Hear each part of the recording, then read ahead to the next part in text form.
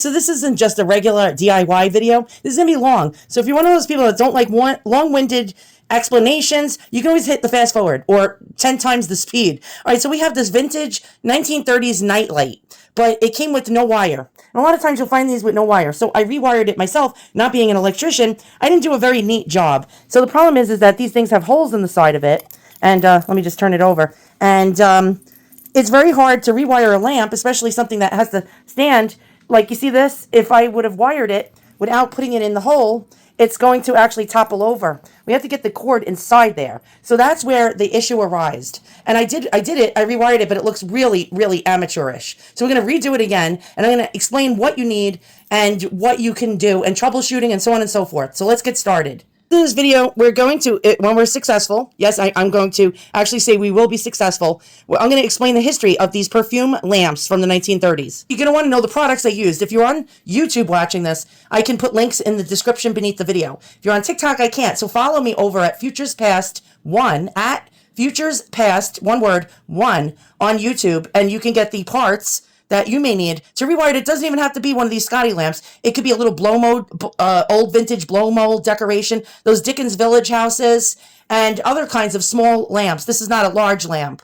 First things first, the explanation. It would have taken an SPT1 width cord. This is an SPT1 width cord. And so you're going to need something called a vampire. Let's go ahead and get that. Yes, no, it's not Dracula.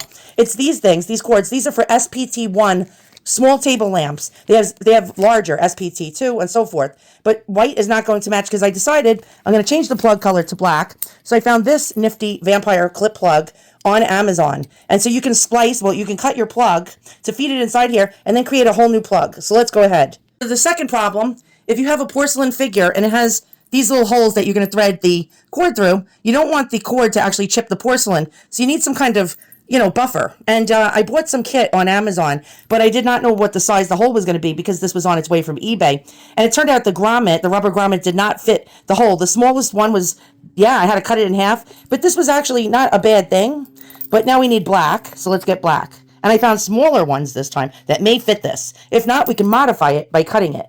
This kit comes with rubber fireproof. It's actually good for electronics and plugs. This kit comes in all different size little circles, rubber circles that can fit into the little hole on the side of your lamp. Let's see if we can get one that will fit. If not, we're going to modify it by cutting it in half. Be careful. Place your item, if it's delicate porcelain, on a towel for, so it doesn't scratch up and crack. As always, you have to think out of the box when you're a DIY person. So what kind of light bulb and cord set did I get? Originally, I got a Himalayan salt lamp one with an inline dimmer. And the issue was I never took account for the dimmer. You're not going to be able to fit the dimmer through the hole because it's too big. So that's why I had to splice the cord and actually take the wires and twist them together. But this is very dangerous, and I don't feel it works, but I don't feel in the long run this is a safe thing. UL, Underwriters Laboratory, would definitely not approve of that. So these Himalayan salt lamps generally come with the dimmer switch, so you're sort of screwed. It came with a butterfly that can attach inside there. So we went with option number 2, which does not have a shut-off cord. And I think this is Creative something. What brand is this? Oh, hold on. That's the wrong one. We even got a dimmer. We got an actual extension cord that actually turns this lamp into a dimmer. So then we don't need this. All right, so this brand right here, it's a clip-in light, but the wing is not wide enough like the other one, like the Himalayan one. We'll figure out a way to rig it. All right, so this is by Creative Hobbies. And this is a lamp cord wiring kit. There we go. And it's a SPT1. The caveat. I need to go over this with you guys. If you're doing this for a porcelain figure or those little porcelain houses or even those vintage porcelain Christmas trees, you know the ones I'm talking about that your grandmother had or your mother. All right, so we're going to have to get a bulb inside there, but bulbs get very hot when they're encased in, small receptacles. So go with LED light bulbs. That's right. Now that plug and wiring kit set that I got actually can only hold up to a 40-watt bulb. So keep that in mind. LED will actually be your best bet because it doesn't get hot inside the lamp. Now, if you're rewiring a Himalayan salt lamp, you may want a little night light in there to heat up the salt lamp. But for anything else like this, you don't want it to get hot inside. You already have one of those like totally decrepit wires in there that were original. You want to cut it out. Wire cutters. I get the 6-inch wire cutters on Amazon. They were very cheap. Under $10. We're going to cut this wire out and let's go ahead and do that. We don't have to worry. It's not plugged in. Make sure it's not plugged in. And so we're going to just cut this out. And And I spent a long time, doing this. Now we have to redo it. All right, so we're going to take the existing thing out of here. Let's just gently pull this out. This was beautiful, unfortunately, but since they all sell them with dimmer switches, that's it. You can't do anything else about it. All right, the next thing I want to do, you don't have to do this, remember, but I like to do it. So I'm just going to take that little rubber grommet out, and we're going to try to find a black one that fits. So when we find one we think might fit, we need to know if our plug is going to actually fit in there because the diameter of the center is much smaller. So let's go ahead and look. All right, so here's our SPT1 plug. I think it's going to make it. And what this is going to do is stop the cord from moving around inside. And these are actually very forgiving. They're squishy rubber. And so we're going to fit it into our project. So let's go ahead and do that. And you just have to like go around on all ends and squish it down in there. And if that doesn't work, I can cut it in half. And at least we got the bottom part protected. Now, again, the beauty of these little rubber things is if this does not fit, even though it looks like it might just make it. I mean, this is a squishy type of rubbers, so we could probably pull it through. There'll be a little friction. You can actually cut a tiny little bit out of it, and it'll give it more room, the plug more room to move around. All right, next we want to cut we want to take our wire cutters, and we want to cut the edge, the very end of the cord off. Now, if you want a shorter cord, you can cut higher up on the cord. So let's get our wire cutters. Now, why are we doing this? Why are we cutting the plug off? Because we're never going to be able to get the socket into that hole. So we have to get the narrow end of the cord. So we're going to cut it flush right at the very end. This is a 6-foot long cord, and they sell these with dimmers, by the way. You can buy the same brand with dimmers. So we want to get flush, and when I say flush, as straight as possible, cut right through that plug, and there we go. All right, so the next thing we need to do is feed it from the inside of our figurine. So let's go ahead and do that. Now, my cord was uneven at the end, so I trimmed it. I gave it a little trim. All right, so now you got your cord free. You're going to want to feed it from the inside. Okay, at first my cord was not budging through this little hole, and then I squeezed it like a taco. I squeezed it in, and it made the hole bigger, and then poof, it went right in. But we're going to meet some resistance because of this rubber. So you're just going to push gently all the way through, all the way to the end of the socket so we can put the socket up in there.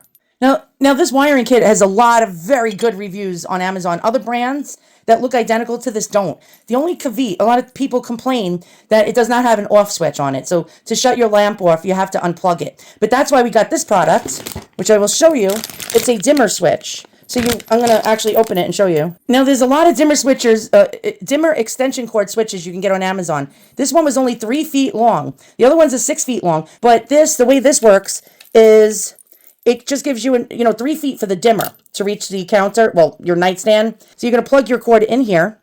And then it has the off switch, and you can dim your light. So if you want to get the LED bulb, say you're not sure, well, how many watts is going to light up my Christmas village, or my blow mold, or my little dog? You don't know. So I got 40-watt equivalent LED, cold LED light bulb. But I know that this nightlight originally must have taken between 15 and 20 watts. It's very hard to find 15 and 20-watt LED bulb. Now, what kind of socket do you need to get to go into the lamp? This is called an E12 socket, E12. And usually a candelabra light would go in here, which is a C7 shape. So E12 bulb only. But I didn't get a C7 candle, like candelabra shape. They did not go up to the wattage I want. So I got the 40-watt equivalent, but we got the dimmer switch. We can dial it all the way down to whatever we want. Now, you can get lower wattage bulbs that are LED. You can use incandescent as well, or halogen, but I wouldn't recommend it inside of a figure. All right, so we got our cord through. We want to leave a little slack, of course. And the problem lays in now, the interior of this is hollow. The cord is going to sit in here, willy-nilly, and move around inside here. But it may be okay since our bulb is LED. So what I want to do is I want to put my bulb in here right now. And let's get that out. And then I'm going to stick that back in, and we're going to put the vampire plug on. Now, be careful of the size. Now, for a vintage piece, you want a warm light or amber, but unfortunately, the 40-watt one like this only came with 3000K. It's still a yellow light, but not as yellow. I would have preferred 2700K or 2200K, but there's another trick you can do. You can color your light bulb. So you can get alcohol markers in like orange and honey colors and browns, and you can actually color your light bulb as long as they're alcohol markers, even furniture markers, which I have, which has wood tones, and like ambers and honeys and stuff like that. You can actually color in a small spot of your bulb, and it'll actually dial it down and give it more of a warm hue. And if you don't like the way it came out, you can just take rubbing alcohol and wipe it right off the bulb. All right, so these are the type I got. I think these are called corn cob style, but I made sure to keep in mind the measurements of the bulbs, because if you put the bulb in, say you're going to put the socket up here, and it's too long for the item, you're going to be SOL. There we go. This is a 40 watt. Again, it is an E12, but sometimes these don't even fit. Even though it says E12, you have a problem. So we're going to just double check that. Nope, it goes right in. And the beauty of it, it goes up to 40 watts. This cord is rated for up to 40 watts, and it's not going to take up too much real estate inside of here. And it's not heavy at all. It's very lightweight plastic. And it's not going to get hot inside the dog. Let's put him inside and just see where it lands in here. Now, that's not good. I don't like the way that's landing. So you can do like little modifications. That's actually going to work, but I'm going to do a quick little modification. If you have wire, you can make like a little wire cage for this. There's lots of different things you can do. You could take a glob of electrical tape and make make like a bump out on the side, and just put like maybe aluminum foil, press it into a shape, wrap it in electrical tape, and then on one side if you needed to bump out the other side. But I'm going to try something first, so I don't have to go through that. I'm going to try to flare out these wings just a little bit. Let me just move my camera. Okay, I'm going to take very gently because these can snap right off. And you shouldn't have the bulb in there. I'm an idiot. But I digress. Right now I'm too lazy to unscrew it. But I'm just going to try to flare this out just a little bit more. Actually, I'm going to unscrew the bulb. Let's be safe. All right, safety first. All right, so I'm going to try to push this out a little and get this flare wider, if we can do that. Okay, it looks wider on that side. And I'm going to go ahead and do this. I mean, I felt like it was going to snap off, and we don't want that to happen. But I'm just going to... And these are actually, you can squeeze them in. You can squeeze these in, so it's a sort of a good thing. So it could take the mold. Just going to do this a little more on this one. All right, so now this little clip is wider. Let's see if we have a better time at doing this. All right, so I'm going to put my bowl back in. Again, remember to leave slack, because when you have to change your bulb, you need, but you could pull it. You can actually pull the wire, through the little rubber grommet. You don't need that rubber grommet. If you don't get it, it's not going to be the end of the world. But if you have porcelain, it'll be better for your porcelain. All right, so I'm just going to try to actually bend this up in there and see if we can get this to catch inside the porcelain. Now, if you're worried about your porcelain getting scratched, here, I'm going to put electrical tape on the ends. All right, so I neatly wrapped black electrical tape on the ends and to make it like less scratchy, because this is metal. Okay, so the clip wasn't staying in there where it's aimed up towards the head. So I had this for years. It was a cork kit, all different sides of cork that I got on Amazon. And I just took a X-Acto knife and cut probably like 1/2 inch to 3/4 of an inch. And I taped it to one end of the wing. And now it's gripping nice. And I put the electrical tape because we don't want fires, right? There we go. All right, let's put our vampire plug on now. This is where most of the problems arise. People are not sure. Now, I wasn't sure when I was first doing this. Here's your vampire plug. Since you cut the plug off, you have to have it in here. There's teeth in there. I don't know if you can see that. But which side of this receptacle do you put your plug in? This little channel over here or this little channel? All right, so I'm going to show you a neat little trick. Look for your prongs. The widest of the two prongs. Well, how can you tell? Some of them are marked. This one says white and P for polarized. So we're going to make this the right side of our plug. Right there, it's going to be the right side of our plug, the widest part. We need to get into this channel. And now what we need to do is we have to, you see the little spike, the tooth? It's on the right side. There we go, like that. The widest part of the plug is on the right side. And we need to take our ribbed side of our cord. And there's a rib side and there's a flat side. I'm going to show you. This is the rib side. And the other side is the smooth side. So we want to take this rib side of our cord and put it in. Here's the right side of the cord. We're going to make sure that's facing the right side with the tooth that's sticking up in there. And put it in that channel. Let's go ahead and do that. Now that we have the wide side, let's double check it. Some of them are marked. This one says white and P. Not all of them do. You're going to have to visually figure out which. You see, you can actually tell this one is the thinner, non-wide side. This is the polarized side. You're going to look at your cord again. Make sure you got the ribbed side. Here's the ribbed side. And it's going to be facing in this way. And here's the right side of the plug, the wide part, and the channel. So you're going to face the rib side with the wide. And there's a channel back here. You're going to actually separate slightly. You can separate it. Let's go ahead and take our wire cutters. You don't really have to do this, but it may help. And so we're going to just pull it just a little apart. All right, so we did that. We pulled it a little bit apart. You know, you just like slightly put your wire cutters in the center. Smooth it out, make sure all the wires are smooth. Find your rib side again. Find the right side of the plug.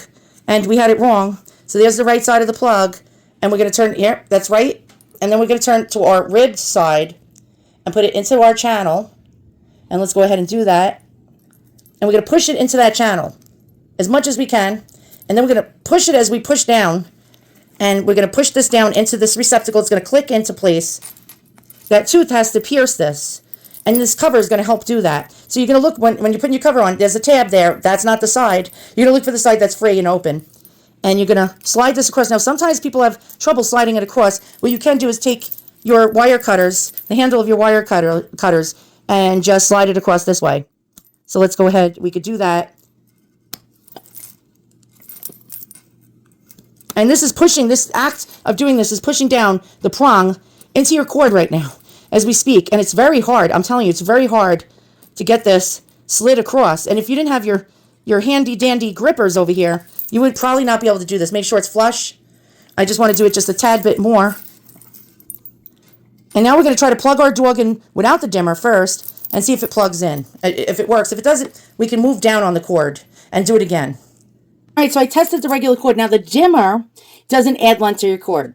I thought it did. It doesn't. So if you need a longer one, there's going to be other brands I'll link you up to if you're watching on YouTube. There are longer lengths. You can add an actual 6 feet onto your 6 feet cord. All right, so we're going to turn it on with our dimmer. We have our dimmer, and I'm going to click it on at the lowest. Now it's going to be at the lowest. And now I'm going to dial it up. And now we're halfway. Now we're 3/4. Now we're 80% dialed up at a 40-watt bulb. And now we're at a full 100%. Now, I don't like him at a full 100%. We want that more vintage look. I'm sliding it back down, as you can see here. Sliding it back down, and look at this. Okay, so we just got our 1930s lamp working again. He's beautiful as ever. And his eyes are glowing. They're glass eyes. And that's how you can rewire a vintage lamp. Or a Dickens Village. Oh my God, I think I have dyslexia. A Dickens Village, one of those department 69 houses. Or you can actually add this into a model, a dollhouse. You can do all sorts of stuff. There you go. Now, you don't have to be an electrician to do that. I hope you learned something. I'm going to do a separate video about the history of these lamps. So if you're interested to find out about these German perfume lamps of the 1930s and 40s, go ahead. I'm going to make a separate video. If this video has helped you in any way, please put a 1 in the comments below. Thank you so much for watching. We're going to do a quick off. That's why I like the dimmer switch, because this plug doesn't come with an off switch. This actually clicks your lamp off in the off position and completely shuts your lamp off without having to unplug it. Now we're going to turn it on. And you can see it's as good as new. Thanks for watching, and I'll see you guys all in the next one. I'm dialing it back down as we speak, and it's the daytime, so this is going to look so much better at night. And that 40-watt lamp bulb was actually really great. It went in there perfectly. Now, if you have something that's shorter, that you have to feed the socket up into the item much higher than I did, you're going to want to get a CF7, I believe it is, Candelabra size, because those are teeny weeny. And if you have a Himalayan salt lamp, you can get those very easily, those tiny little bulbs, or candelabra bulbs. I'm dialing it up and down as we speak, by the way. It's not a malfunction. And you can actually, make sure you measure your bulb. Now remember, if it says the bulb is 3 inches long, the socket that it screws in, it's going to sink down lower. So keep that in mind as well. Thanks for watching, and I'll see you guys all on the next one.